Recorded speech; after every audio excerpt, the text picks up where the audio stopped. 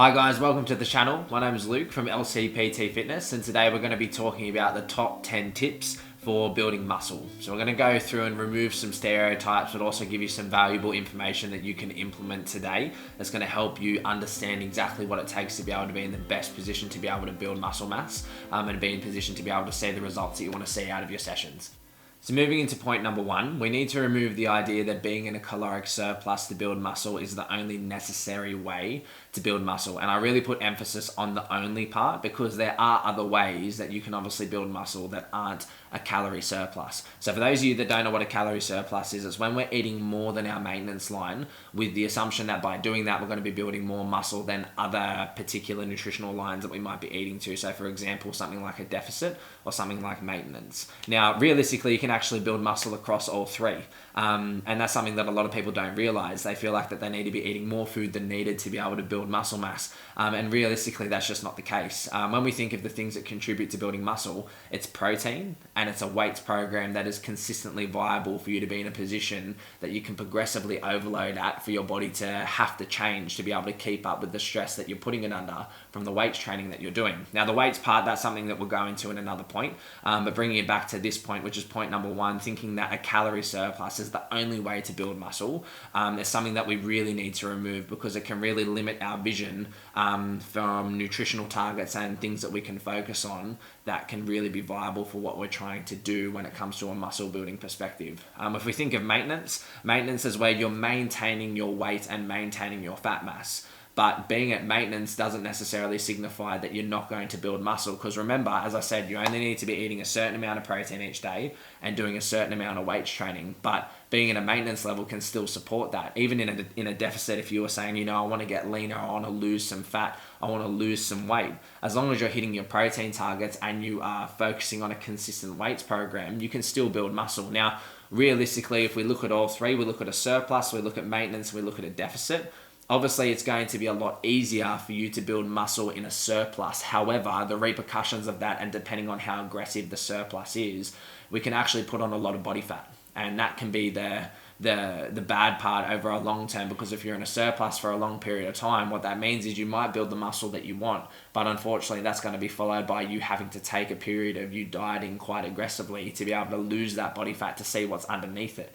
On a flip scenario, you might focus on being at a maintenance level and consistently building muscle over a period of time. Now, if we compare those two different scenarios, someone who's at maintenance and someone who's in a surplus, and we track 6 months down the track, the guy who's in a surplus, he might have built a little bit more muscle than the maintenance. But if we then track 6 months past that, the guy who's in a surplus has to then diet down to be able to see the muscle that he has. And in any kind of dieting phase, you are going to lose a little bit of muscle. So statistically, those two people are going to end up at the same playing field in the same amount of time. So you have to ask yourself the question, well, am I okay with being in a position where eventually I'm going to have to cut some body fat down? Or do I just want to be in a position where I eat a consistent amount of food that I can consistently maintain and not have to worry about ever dieting down again once you get to the body fat percentage that you'd like to see?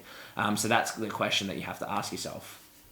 So moving into point number two, we need to look at optimizing muscle protein synthesis and avoiding muscle protein breakdown. So what muscle protein synthesis is where you are optimizing the amount of protein that you are having from your diet or dietary requirements for your body to be in a position where it can recover effectively from the stress that you put it through under the weights or cardio sessions that you might do. Now, the way that we signify that is by step one, we need to find out how much protein you need on a daily basis to be able to support your goals and to support your recovery needs.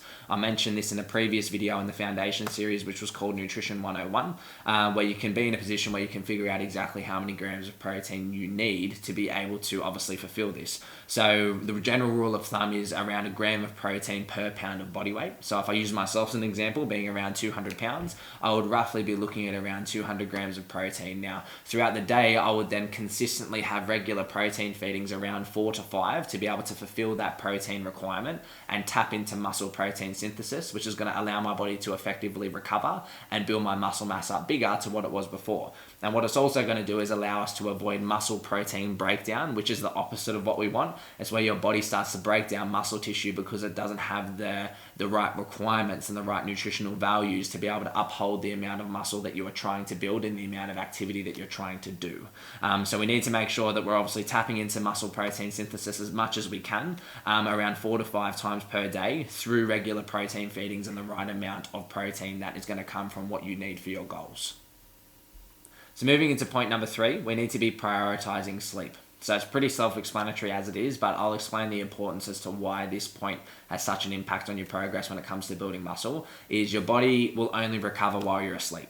And if you're not sleeping effectively, your body doesn't have the best opportunity for you to be able to replenish your muscle stores and be able to build upon that by the time you go into your next weight session. Okay, so something to remember as well is if you're fatigued and you're not getting enough sleep, that can actually take away from the intensity that you're trying to provide in the next session that might be needed to continue to push yourself forward to be able to see the muscle that you're trying to achieve. Something that I mean by that is progressive overload, which is going to be in another point in this video. But if you're not getting enough sleep, then you're not going to be in a position where you have enough energy to be able to push yourself in that session.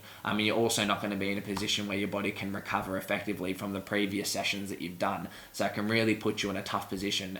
You're susceptible to things like injury and fatigue, which are things that we obviously want to avoid as much as possible. We want to feel the best that we can in every session that we do.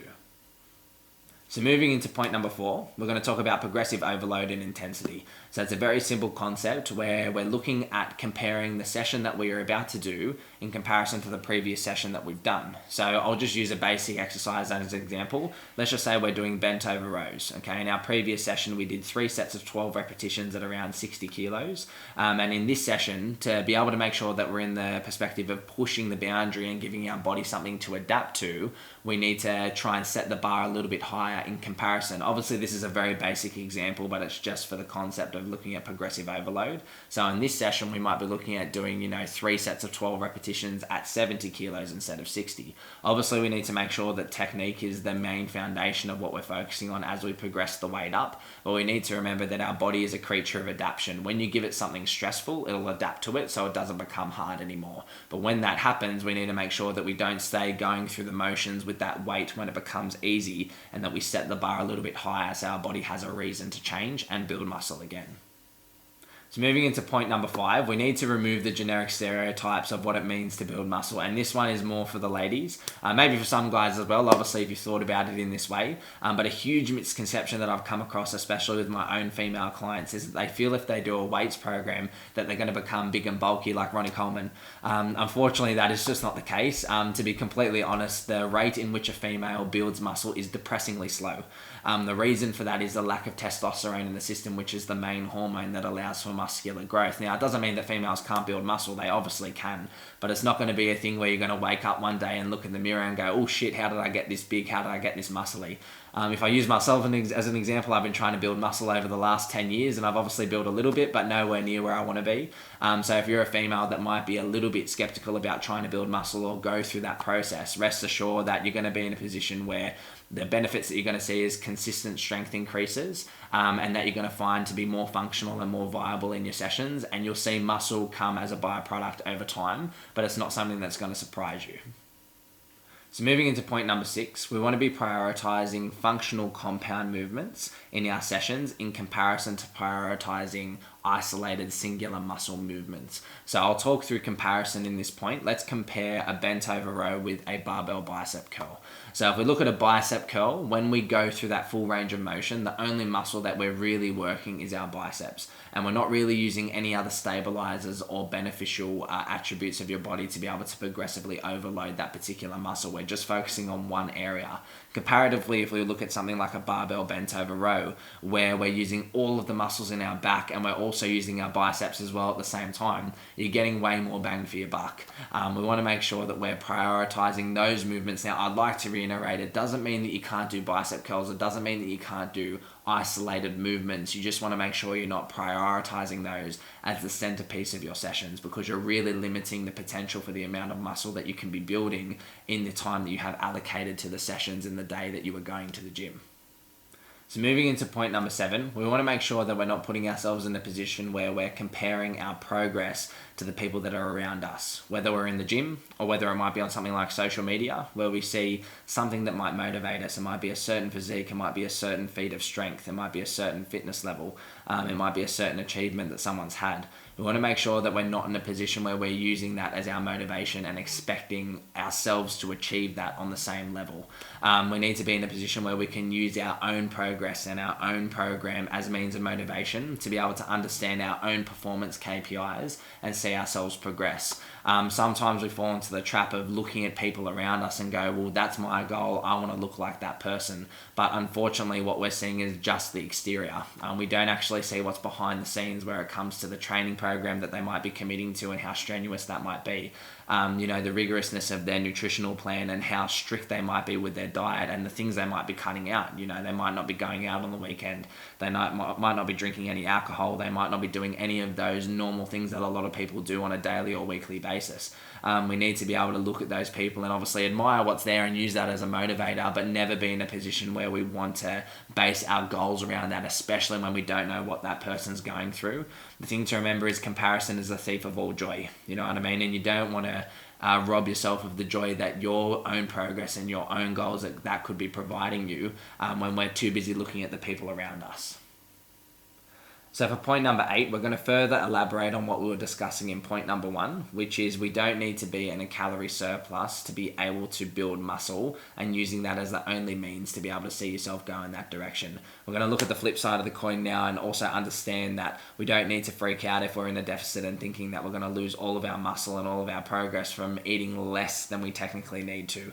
Reflecting on the pillars of what we said in the first few points that I spoke about today, which is remembering that you need to make sure you're having a sufficient amount of protein for you and the goals that you're trying to work towards, making sure that you're recovering effectively and getting enough sleep on a nightly basis to make sure that you're obviously replenishing your muscle and it's allowing it to recover and repair and get stronger, bigger and faster for other sessions that you're going to follow up in, and making sure also that you're in a position where you have a structured program that's going to allow you to focus on compound movements and not just isolation movements, where you're going to be getting more bang for your buck. Now, none of what I just said has absolutely nothing to do with being in a calorie surplus or a calorie deficit. They're just particular structures that you need to make sure that are involved in your muscle building goals as a huge priority to make sure that you're going in the right direction. So you really need to remove the idea, if it is there, that being in a calorie deficit is going to hinder your progress, because it's really not the case. I know I've fallen victim to that before, and it's something that I have thought about in my early years of focusing on, building muscle and going in that direction. And realistically, being in a deficit, the positives of that is you can actually start to see fat loss, but also build muscle at the same time in that same kind of category, as long as you're doing those first few pillars that I mentioned. So stop freaking out and just allow yourself to be in a position where if that's the road that you want to go down, you can do that and see progress in both areas. So moving into point number 9, we need to stop relying on supplementation as the centerpiece of our nutrition and thinking that is the thing that is going to allow us to achieve the results that we want to achieve. We need to hone in on the definition of what supplementation means, and it's meant to assist a nutritional dieting regime, not take over a nutritional dieting regime. So we need to make sure that the main focus of our nutrition is focusing on good whole foods that are going to allow us to sustain the amount of exercise that we're doing, and that nutritional regime is going to give us enough energy to be able to fulfill the requirements that we need to have in the sessions that we're doing. Supplementation is meant to assist that. So if I give you an example, you might have someone who is struggling to hit their protein intake on a daily basis, and they're really struggling to eat the amount of food that might be specified for the goals that they're working towards. So something that could definitely help is something like a protein shake, where it's nice and simple, they can drink it, it doesn't take a lot of time to digest, but it's allowing them to fill their nutritional requirements. Another example is someone who might be really busy, someone who might have a high hour working job where they don't really have a lot of time to eat during the day and they struggle to make time to have meals. So again, something like a protein shake, something like a supplement that can, take ownership of that particular time of the day where they can have that nutritional requirement that's needed and still be in a position where they're on track to achieving their nutritional goals that's going to support the amount of muscle that they're trying to build.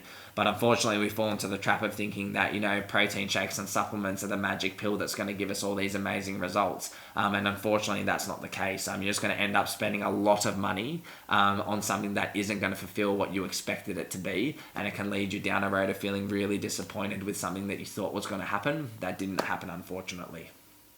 So moving into our 10th and final point, which is probably one of the most important ones that I think a lot of people don't realize, and also they don't realize that they do sometimes, is leaving your ego at the door. Now, what I mean by that is when you go into the gym, you go into the gym with a purpose. You go into the gym with a program that is not going to be influenced by other people's opinions or the things that you see. You know, you need to be in a position where you go into a gym or the environment of where you're trying to exercise and you know exactly what you need to be doing in a safe and secure way. So you need to make sure that, number one, you are prioritizing technique. That is the thing that is going to allow you to have longevity in your program and allow you to build muscle in a safe and sustainable way.